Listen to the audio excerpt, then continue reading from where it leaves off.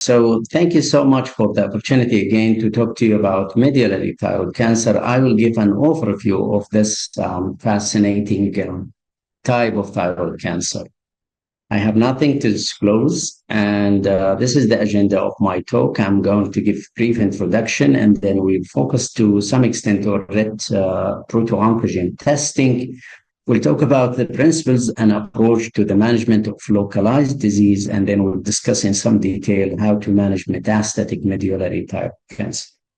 So as we all know, thyroid cancer is classified as differentiated thyroid cancer, which consists of papillary in the majority of patients and follicular, and then undifferentiated thyroid cancer, the anaplastic, which is fortunately rare. There is another type of cell. Those tumors arise from epithelial follicular cells. There is another type of tumor that arises from the C cell or chief cells, medullary thyroid cancer, and this is also rare, around 3 to 5% of patients, and rarely you can have other tumors. Our focus today is on the medullary thyroid cancer.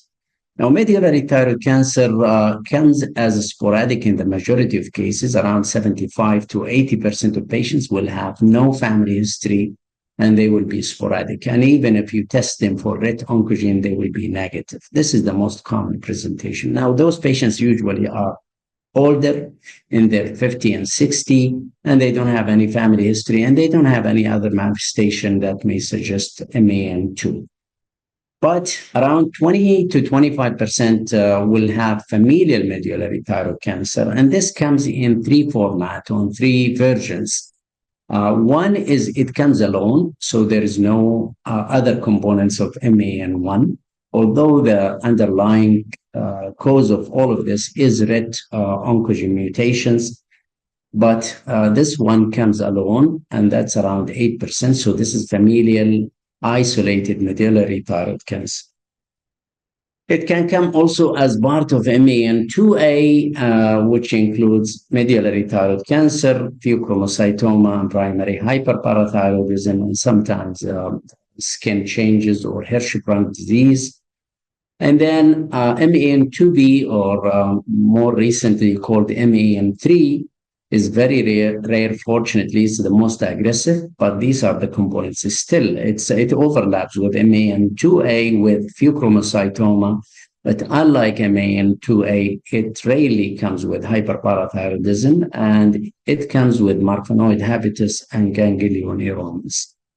The cause for the familial type of medullary thyroid cancer, be it familial isolated or MAN2A or MAN3, is actually this gene that is on chromosome 10, is called ret oncogene. You can see it's around the centromere, and this gene actually encodes for cell surface protein that I will show you in a minute, that has several domains, so an outside domain, and intracytoplasmic, and transmembrane domain. Here's the cartoon of this, so you can see extracellular domain, the transmembrane domain, and the intracellular intracytoplasmic or cytoplasmic domain.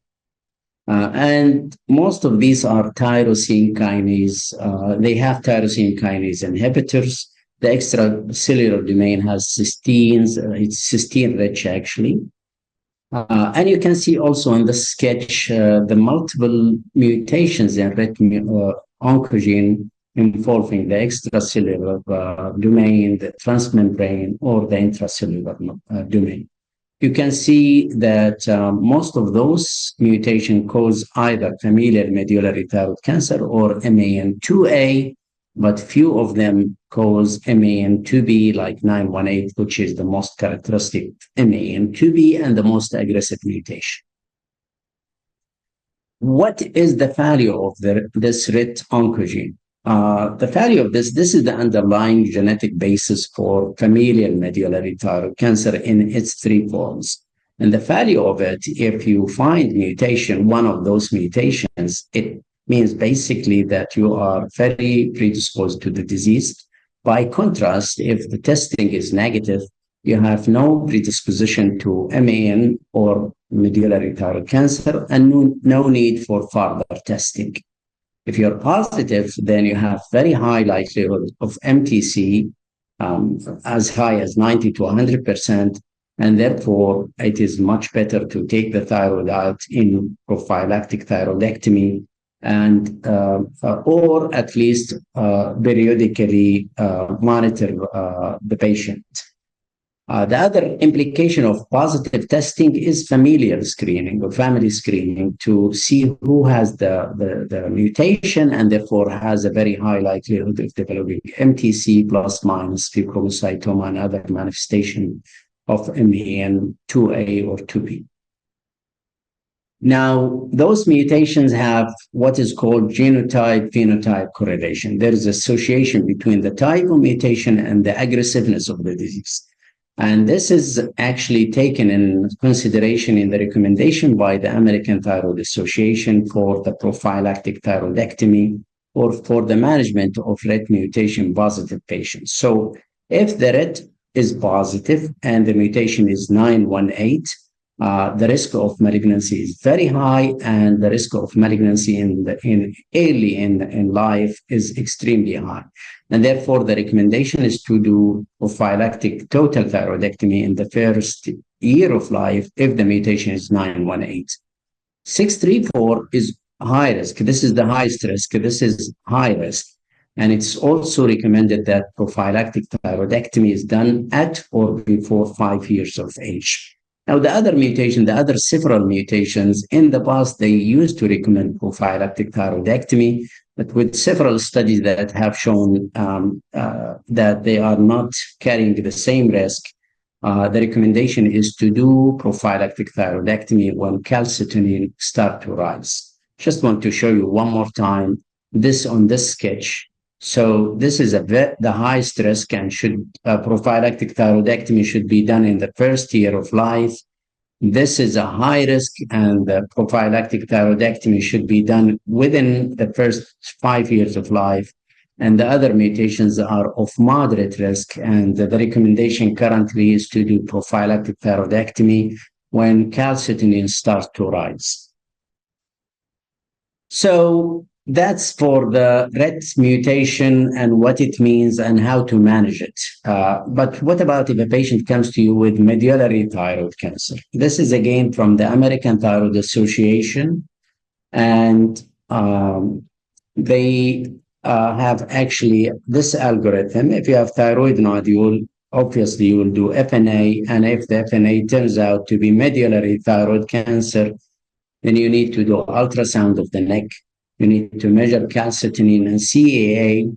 And since being familiar or non-familiar is very critical, it is recommended that you do RET germ mutation testing in all patients with medullary thyroid cancer, whether they have family history or not, because they could be de novo, and up to 7% of patients may have de novo mutation. Now, if the RET is negative, this is not familial. This is a sporadic disease.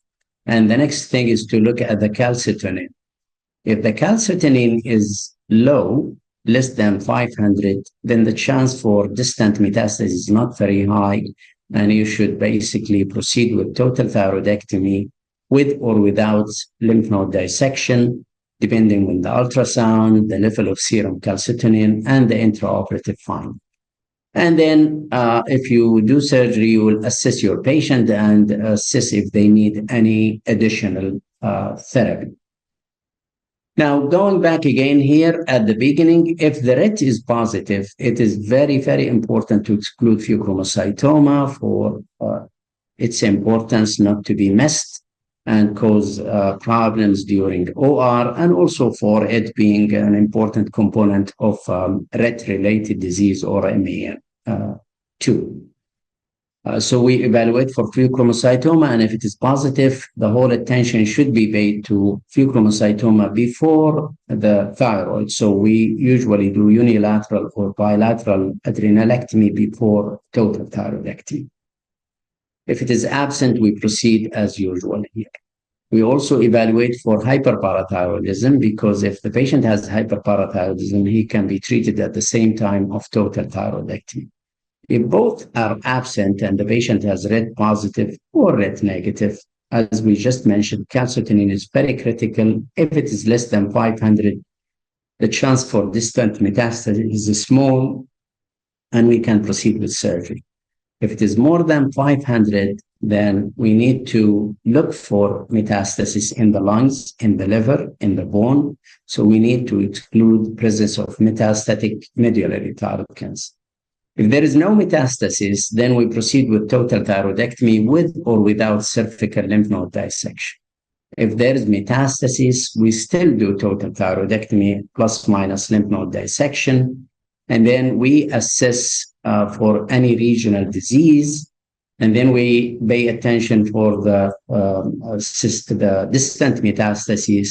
If they are stable, we can just follow them. If they are progressive, we need to interfere either by systemic therapy with tyrosine kinase inhibitors, or if there is a clinical trial in your institution, you can include them in that. So it's common sense algorithm, and it basically emphasizes the importance of PRET oncogen testing, the calcitonin level, screening for distant metastases, and management of local disease and management of distant disease.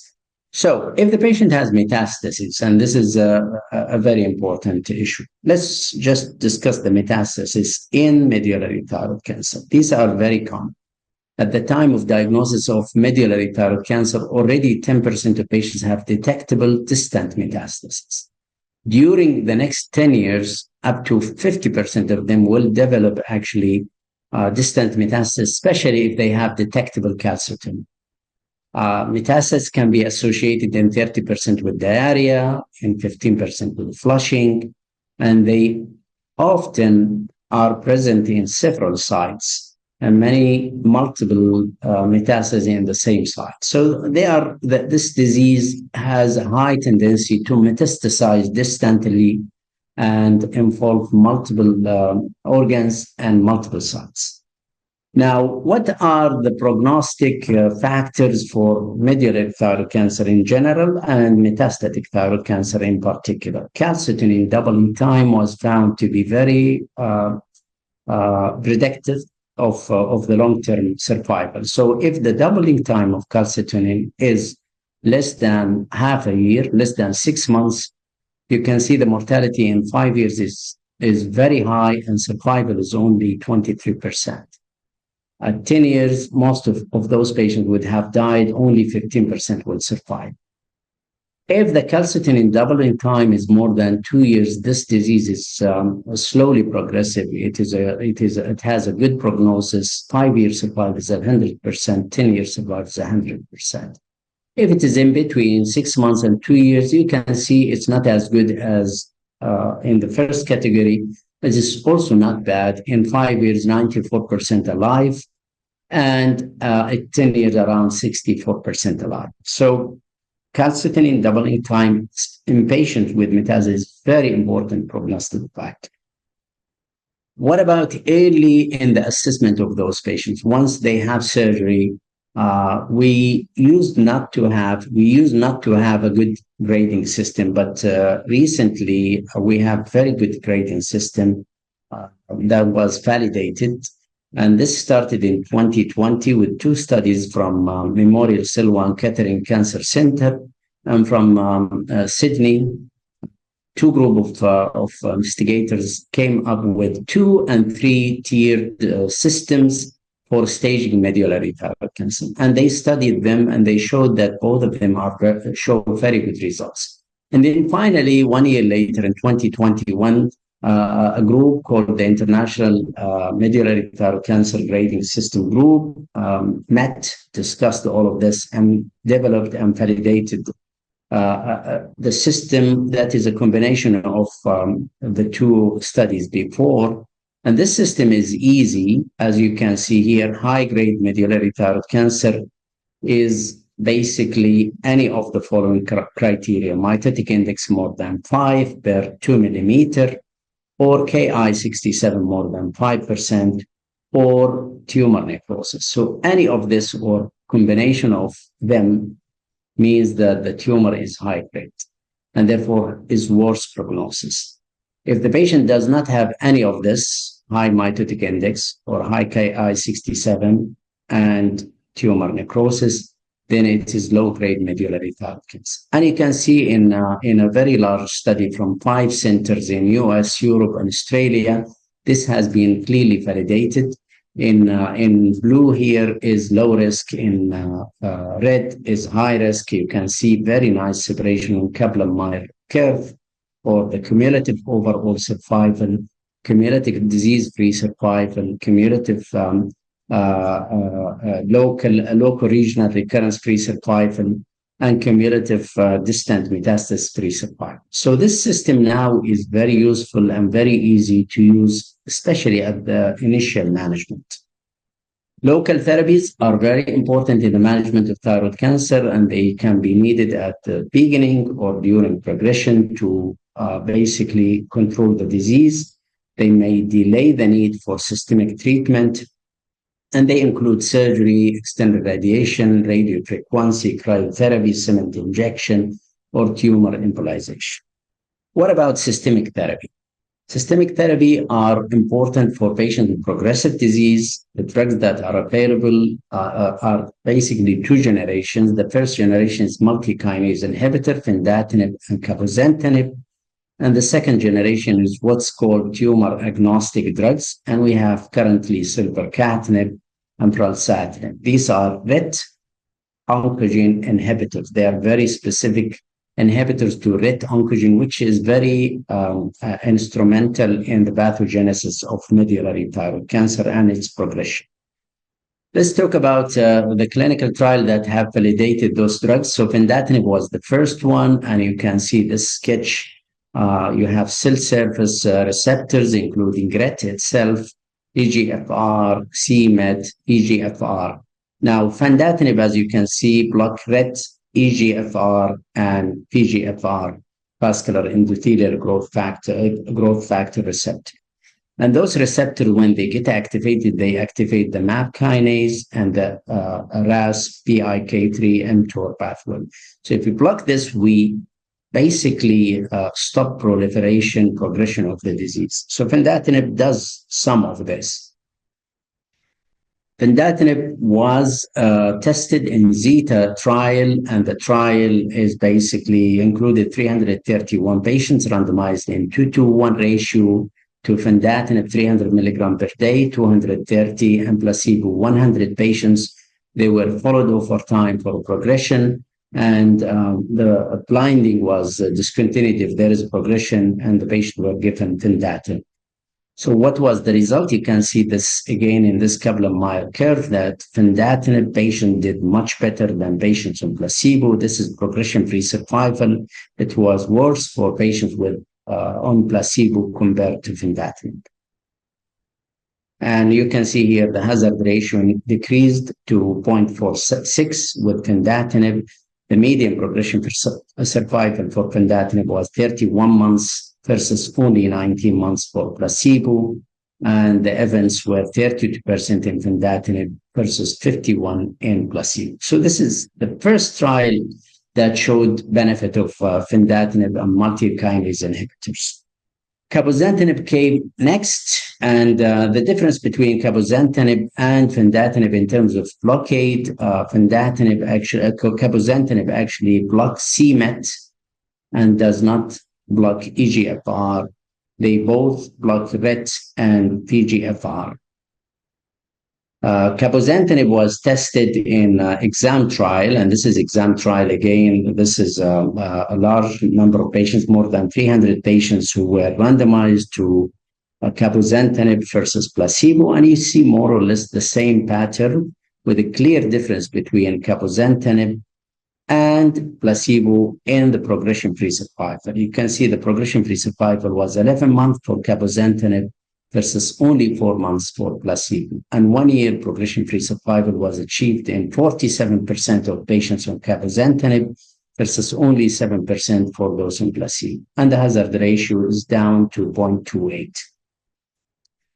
Now, let me skip this slide and talk about the tumor agnostic and the specific inhibitors of RET. So we have silpercatinib in RET-altered thyroid cancer. This is a paper that was published in 2020 in New England Journal of Medicine. It's phase 2 trial for silpercatinib. And I would just mention that for medullary thyroid cancer, the RET alteration is point mutation, but in differentiated thyroid cancer and other types of cancer, it can be fusion of two genes. One of them is RET, and the other one is coming from another gene. So we have RET fusion versus RET point mutations.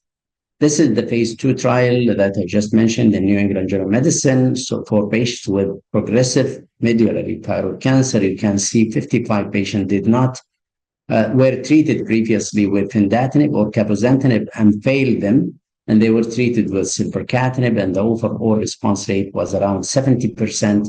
Progression-free survival at 1 year is 82%. So this is clearly very effective drug. You can see the response of individual patients, either stable disease, partial response, or even complete response. Only for few patients progressed.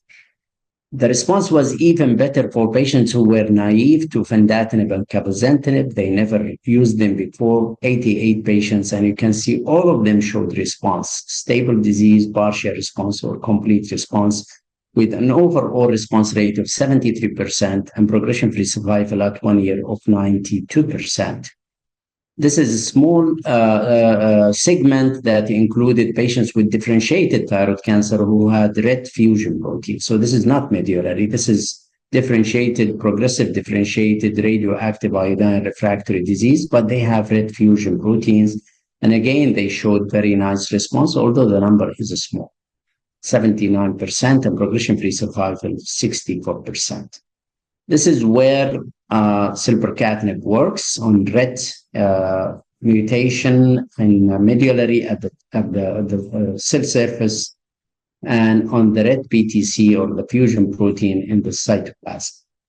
I will not go over pralsetinib because it more or less mirrored the silpercatinib in terms of the response. This is patients who were treated before with cabozantinib. Overall response rate is 60%. Those are patients who did not have prior systemic therapy, 74% of the response. And those are differentiated thyroid cancer with RET fusion, and you can see 91% overall response rate. Side effects of silpercatinib, pralsetinib are generally mild compared to cabozantinib and fedatinib. These are some of the side effects. I have used this silpercatinib frequently, and really it's a great drug, very effective and safe. Basically, you have to watch for blood pressure, for hypertension, liver function test, and ECG changes, especially prolongation of QR interval. But I must say I haven't needed to stop this drug for any patients. There are several other trials that were completed. I don't have time to go over them, but the only 4 drugs that were that have been approved so far is fedatinib, cabozantinib, silpercatinib, pralsetinib. You can see here sorafenib, sunitinib, bazobanib, and others were tested but not yet approved. And there are also ongoing trials that are testing some other tyrosine kinase inhibitors, some immunotherapy drugs, some even CAR T cells in medullary thyroid cancer. So to conclude, medullary thyroid cancer is rare, but it carries worse prognosis than differentiated thyroid cancer. The key prognostic factor, the key issue is to detect the disease early and operate on the patient very early. The only real effective therapy for this disease is early surgery that removes the whole disease. Once you lose that chance, most likely you cannot cure the patient. You can probably control them for some time, but it is a different story when there are metastases. RET testing has actually revolutionized the field of molecular genetics in thyroid cancer, not only in terms of detection of the disease and family screen, but also in terms of management, as we have seen, and development of new drugs. And RET testing in familial medullary thyroid cancer and MAN2 gives an excellent opportunity for prophylaxis and cure. Metastatic disease is common. At the time of diagnosis, we said around 10%, and during the follow-up, up to 50%. And the management of metastasis in general depends on their course. So if they are stable, you may not need to do much. If they are localized or there's one of those metastases that's progressing, you may consider local measures. So again, if stable observation, local measures might be adequate. However, when it's progressive and threatening, then multi-kinase inhibitors, tindatinib or cabozantinib, might be effective drugs for this. And if the patient has RET mutation in his blood or in his tumor, because you have to remember, even sporadic cases, up to 70, 80, 90% of them will have RET mutation in the tumor, not in the blood, not germline, somatic mutation. And those patients are very responsive to silvercatinib or pralsetinib. And with that, I will stop here. Thank you so much for your attention.